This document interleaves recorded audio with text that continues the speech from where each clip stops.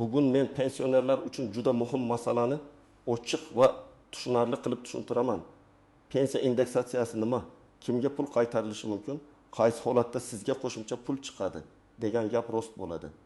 Qaysi holatda esa bu oddiy chalg'itish yoki noto'g'ri tushuntirish bo'lishi mumkin. Bu ma'lumot har bir pensioneri bor har bir oilaga, ota-onasi, buvisi yoki bobosining pensiyasini tekshirib bermoqchi bo'lgan farzandlarga tegishli. Chunki ko'p odamlar indeksatsiya bo'ldi deganda menga o'tgan oylar uchun katta pul qaytarilishi kerak deb o'ylaydi.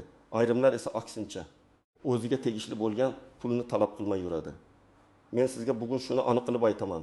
Pensiya o'sishi bilan pensiyani qayta hisoblash bir xil narsa emas. Pul qaytarilishi ham hammaga avtomatik beriladigan sovg'a emas. Lekin ayrim pensionerlar haqiqatan ham o'tgan davr uchun qo'shimcha pul olishga haqli bo'lishi mumkin. Videoni oxirigacha ko'ring, chunki bitta hujjat, bitta noto'g'ri kiritilgan ish staji yoki bitta e'tibordan chetda qolgan ma'lumot sabab oyma-oy kam pensiya olib kelgan bo'lishingiz mumkin. Hozirning o'zida kanalga obuna bo'ling, like bosing. Chunki bunday tushuntirishlar aynan sizning pulingizni himoya qilish uchun kerak. Men avvalo asosiy farqni oddiy tilda tushuntiraman. Pensiya tizimida odatda 3 ta alohida tushuncha bor. Pensiya tayinlash, pensiyani indeksatsiya qilish va pensiyani qayta hisoblash. Ko'pchilik mana shu uchalasini aralashtirib yuboradi. Pensiya tayinlash degani odam ilk bor pensiyaga chiqqanda uning ish staji, ish haqi, imtiyozlari, yoshga doir yoki nogironlik holati, bo'g'uvchisini yo'qotganlik kabi asoslar bo'yicha pensiya miqdorini belgilashdir. Ya'ni bu boshlang'ich hisob-kitob. Pensiyani indeksatsiya qilish esa davlat tomonidan belgilangan tartibda pensiya miqdorini oshirishdir. Masalan, narxlar oshadi, hayot qimmatlashadi, minimal miqdorlar qayta ko'rib chiqiladi va shunga qarab pensiyalar ma'lum foizga yoki ma'lum koeffitsiyentga oshiriladi. Bu jarayonda odatda pensionerning eski ish staji qaytadan tekshirilmaydi. Shunchaki amaldagi pensiya miqdori yangi belgilangan ko'rsatkichlarga moslashtiriladi. Pensiyani qayta hisoblash esa boshqa masala. Bu yerda sizning pensiyangiz avval noto'g'ri hisoblangan bo'lishi, ish stajingiz to'liq kiritilmagan bo'lishi, arxivdan yangi ma'lumot chiqqan bo'lishi, ish haqingiz bo'yicha hujjat keyin topilgan bo'lishi yoki qonunda sizga qo'shimcha huquq beradigan holat aniqlangan bo'lishi mumkin. Mana shunday vaziyatda pensiya qayta hisoblanadi. Agar qayta hisoblash natijasida siz oldin kam pensiya olib kelganingiz aniqlansa, ayrim holatlarda o'tgan davr uchun farq puli ham to'lanishi mumkin. Endi aldob fosh bo'ldi degan gap nimada? Men bu iborani shunday tushunaman. Odamlar indeksatsiyani go'yoki hamma pensionerga alohida katta miqdorda qaytariladigan pul deb tushunib qolmoqda. Ayrimlar hamma pensionerga falon million so'm qaytarilar ekan degan gaplarni tarqatadi. Bu juda xavfli, chunki pensionerlar umid qiladi, hujjatlarni bilmasdan begona odamga beradi. Hatto ayrim firibgarlar pul chiqarib beraman deb xizmat haqi so'rashi mumkin. Aslida esa indeksatsiya avtomatik oshirish bo'lsa, qaytariladigan pul faqat aniq huquqiy asos bo'lganda, hisob-kitobda xato yoki kamchilik bo'lganda yuzaga keladi. Asosiy qism kim nimani bilishi kerak, kim xavotir olsin, kim olmasin, men pensionerlarni bir nechta guruhga bo'lib tushuntiraman. Birinchi guruh, pensiyasi muntazam indeksatsiya bo'yicha oshib kelayotgan, ish staji hujjatlari to'liq bo'lgan, pensiya tayinlangan paytda barcha ma'lumotlar kiritilgan odamlar. Bunday insonlar uchun odatda alohida xavotirga sabab bo'lmaydi. Masalan, 2022 yilda pensiyaga chiqqan, 3 yillik staji elektron bazada ko'ringan, ish haqi ma'lumotlari to'g'ri olingan, keyingi indeksatsiyalarda pensiyasi oshib kelgan pensioner bo'lsa, unda menga katta miqdorda qaytarma pul chiqishi kerak deb o'ylash shart emas. U indeksatsiya natijasida oshirilgan summani har oy oladi. Ikkinchi guruh, pensiyaga chiqqan paytda ayrim ish yillari kiritilmagan odamlar. Mana shu guruh jiddiy e'tibor berish kerak. Masalan, opaxon 1921 yildan 1995 yilgacha tikuv fabrikasida ishlagan. Keyin 1996 yildan 2010 yilgacha boshqa tashkilotda ishlagan. Pensiyaga chiqqanda birinchi fabrikaga oid arxiv hujjati topilmagan. Shuning uchun faqat keyingi 4 yil staj hisoblangan. Keyin farzandi arxivdan eski buyruq, ish haqi qaydnomasi yoki mehnat daftarchasiga mos tasdiqlovchi hujjat topib keldi. Agar bu hujjat qonuniy tan olinsa, pensiya staji oshadi va pensiya qayta hisoblanishi mumkin. Agar avval kam hisoblangan bo'lsa, farq puli ham chiqish ehtimoli bor. Uchinchi guruh, ish haqi noto'g'ri yoki past ko'rsatkich bilan olingan pensionerlar. Masalan, bir aka 1930 yillarda korxonada yuqori maosh olgan. Lekin pensiya tayinlashda o'sha yillardagi ish haqi bo'yicha ma'lumot yo'qligi sabab minimal yoki o'rtacha ko'rsatkich bilan hisoblangan. Keyin arxivdan real ish haqi haqida ma'lumotnoma topildi. Agar pensiya hisoblashda maosh muhim bo'lgan davrga tegishli to'liq hujjat taqdim etilsa, pensiya miqdori o'zgarishi mumkin. Bu yerda ham oddiy indeksatsiya emas, qayta hisoblash haqida gap ketmoqda. 4-guruh. Pensiyaga chiqqandan keyin ham ishlagan pensionerlar. Bu masalada ham ko'p savol bo'ladi. Ayrim pensionerlar, men pensiyada ham 5 yil ishladim. Demak, pensiyam o'z-o'zidan ancha oshishi kerak deb o'ylaydi. Amaldagi tartibda ishlagan davrning pensiyaga ta'siri qanday bo'lishi qonunchilikka bog'liq va har bir holat alohida ko'riladi. Eng muhim narsa, siz ishlagan bo'lsangiz, ish beruvchi badallarni to'g'ri o'tkazganmi?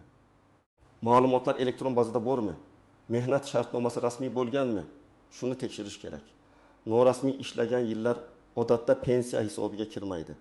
Men ishlaganman, hamma biladi degan gapning o'zi yetarli emas. Hujjat kerak. 5-guruh nogironlik pensiyasi, boquvchisini yo'qotganlik pensiyasi yoki imtiyozli pensiya oluvchilar. Bu toifalarda ham xatoliklar bo'lishi mumkin. Masalan, boquvchisini yo'qotgan oila a'zosiga pensiya tayinlanganda qaramog'idagi shaxslar soni o'qiyotgan farzandning kunduzgi ta'limda ekani, nogironlik guruhi muddatlari tibbiy xulosa sanasi muhim. Bitta sana noto'g'ri kiritilsa ham to'lov miqdori yoki muddati o'zgarishi mumkin. Shuning uchun bu toifalar indeksatsiya yangiliklarini eshitganda faqat oshdi yoki oshmadi deb emas. O'z hujjatlari to'g'riligini ham tekshirish kerak. Endi raqamli misollar bilan tushuntiraman. Faraz qilaylik, pensioner oyiga 1.200.000 so'm pensiya olayotgan edi. Indeksatsiya natijasida pensiya 10% ga oshirildi deb tasavvur qilamiz. Uning yangi pensiyasi 20-20.000 so'm bo'ladi. Bu yerda qo'shimcha 1.000 so'm har oy yangi tartib kuchga kirgan sanadan boshlab to'lanadi. Lekin bu avtomatik ravishda o'tgan 2 yil uchun 2-3 million so'm qaytariladi degani emas. Agar oshirish sanasi sentabrdan bo'lsa, sentabrdan boshlab oshgan summa beriladi. Oldingi oylar uchun esa alohida asos bo'lmasa qaytarma chiqmaydi. Boshqa misol. Pensioner 2020 yildan beri 900.000 so'm pensiya olib kelgan. 2024 yilda arxivdan uning keks yillik ish staji topildi va bu staj pensiya tayinlangan paytda hisobga olinmagani aniqlandi. Qayta hisoblashdan keyin pensiya 1.500.000 so'm bo'lishi kerakligi ma'lum bo'ldi. Farq 1.500.000 so'm. Endi savol. Bu farq qaysi sanadan to'lanadi? Bu hujjat qachon topshirilganiga, hatto kimning aybi bilan yuzaga kelganiga, qonunda belgilangan muddatlarga bog'liq. Ba'zan ariza berilgan sanadan, ba'zan xato aniqlangan davrdan, ba'zan esa belgilangan cheklangan muddat doirasida to'lanadi. Shuning uchun hamma uchun bir xil degan javob yo'q. Yana bir hayotiy vaziyat. Onaxonning mehnat daftarchasida 1907 yillar yozilgan, lekin muhr xira, tashkilot nomi o'zgargan, arxiv qayerda ekani noma'lum. Pensiya tayinlovchi organ bu yillarni vaqtincha qabul qilmagan. Keyin qarindoshlari tuman arxivi, viloyat arxivi sobiq korxonaning huquqiy vorisi orqali ma'lumot topdi. Mana shu hujjat bilan murojaat qilinsa, masala qayta ko'rilishi mumkin. Lekin hujjat rasmiy bo'lishi kerak. Oddiy surat, qo'shnining gapi, sobiq hamkasbining telefon orqali tasdig'i yetarli bo'lmaydi. Ba'zi holatlarda guvohlar orqali tasdiqlash tartibi bo'lishi mumkin. Lekin bu ham qat'iy qoidalar asosida amalga oshiriladi. Asosiy qism 2 istisnolar. Yashirin nozikliklar va ehtiyot bo'lish kerak bo'lgan joylar. Endi eng ko'p odam adashadigan nozik jihatlarga o'tamiz. Birinchi noziklik, indeksatsiya foizi hamma uchun bir xil ko'rinishi mumkin, lekin natija pulda har xil bo'ladi. Kimning pensiyasi takin 100.000 so'm bo'lsa, ibn foiz oshishda takin 1.000 so'm qo'shiladi. Kimning pensiyasi 2.000 so'm bo'lsa, 2.000 so'm qo'shiladi. Shuning uchun ikki pensioner bir xil foizli oshirishdan keyin turli miqdorda qo'shimcha oladi. Bu adolatsizlik emas, foizli oshirishning matematik natijasi. Ikkinchi noziklik, minimal pensiya. Bazaviy miqdor va individual pensiya miqdori aralashib ketmasligi kerak. Ayrim xabarlarda minimal miqdor oshdi deyiladi. Bu hamma odamning pensiyasi aynan o'sha summaga teng bo'ladi degani emas. Kimdir minimaldan kam bo'lmasligi uchun qo'shimcha oladi. Kimdir esa o'z hisob kitobi bo'yicha yuqoriroq pensiya oladi. Shuning uchun rasmiy xabarni o'qiganda qaysi miqdor oshdi, kimlarga tatbiq etiladi, qaysi sanadan kuchga kiradi degan 3 ta savolga javob izlash kerak. 3-noziklik bank kartaga tushgan pul bilan pensiya varaqasidagi hisob kitobni solishtirish kerak. Ba'zan pensioner menga kam tushdi deydi. Aslida avvalgi qarzdorlik, aliment, ijro hujjati, kredit ushlanmasi, ortiqcha to'langan pulni qaytarish kabi ushlanmalar bo'lishi mumkin. Men har doim shuni maslahat beraman. Faqat kartaga tushgan summaga qarab xulosa qilmang. Pensiya bo'limidan yoki elektron xizmatlardan to'lov tafsilotini oling. Unda asosiy pensiya, qo'shimcha to'lov, indeksatsiya, ushlanma va yakuniy to'lov alohida ko'rinishi kerak. 4-noziklik. Sizga pul chiqarib beramiz degan vositachilardan ehtiyot bo'ling. Haqiqiy qayta hisoblash uchun pora, tanish bilish yoki maxfiy yo'l kerak emas. Sizning huquqingiz hujjat bilan isbotlansa, vakolatli organ uni ko'rib chiqishi shart. Firibgarlar odatda pensionerlarning ishonuvchanligidan foydalanadi. Pasportingizni bering, kartangizni bering, SMS kodini ayting, oldindan xizmat haqi to'lang deydi. Hech qachon bank kartangiz paroli, SMS kod, PIN kodini bermang. Pensiya masalasi bo'yicha murojaat qilish uchun sizga eng avvalo ariza va rasmiy hujjatlar kerak. Begona odamga karta berish kerak emas. 5-noziklik hamma xato ham katta pul degani emas. Ba'zan bitta oy yoki bitta hujjat tufayli farq juda kichik bo'lishi mumkin. Lekin kichik bo'lsa ham bu sizning qonuniy pulingiz.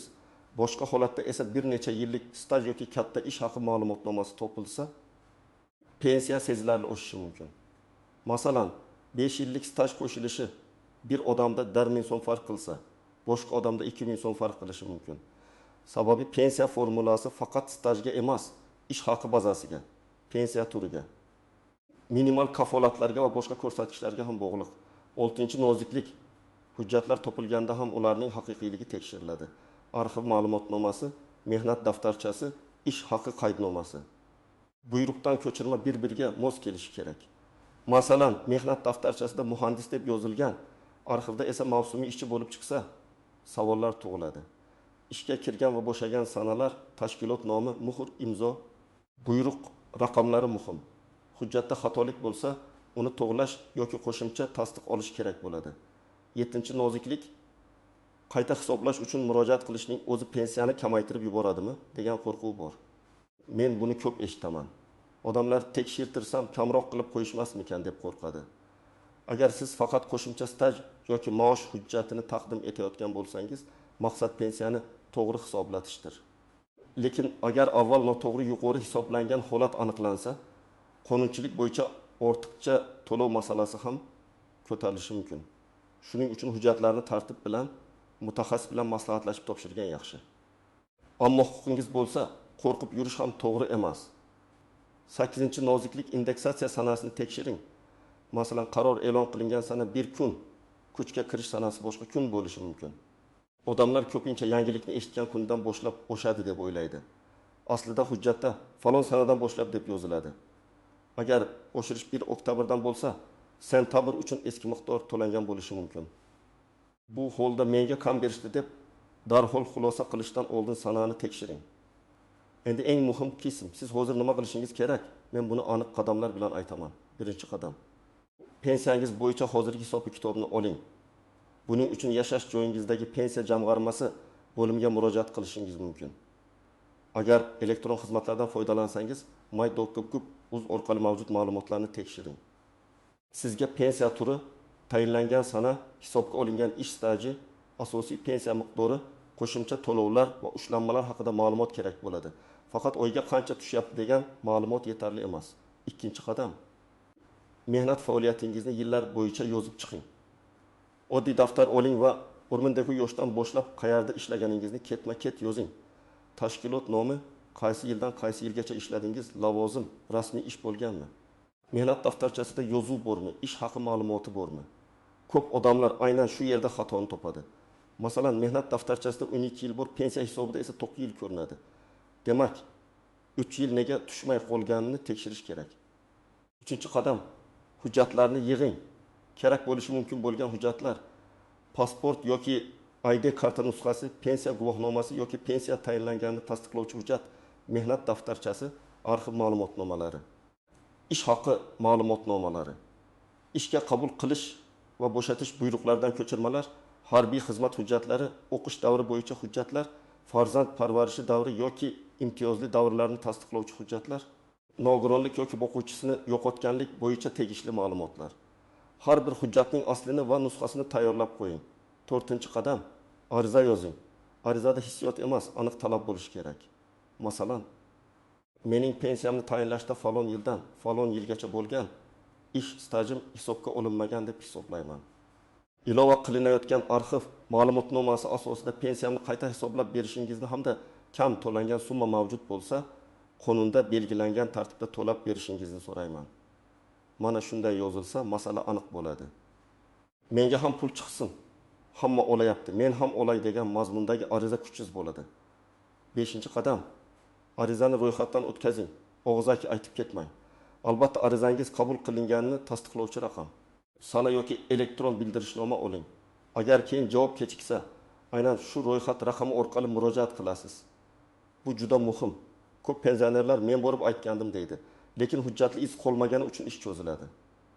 6-qadam, rasmiy javobni kuting va uni diqqat bilan o'qing. Javobda sizga pensiya qayta hisoblandimi, qaysi hujjat qabul qilindi, qaysi biri rad etildi, nega rad etildi, farq puli bormi, qaysi sanadan hisoblandi.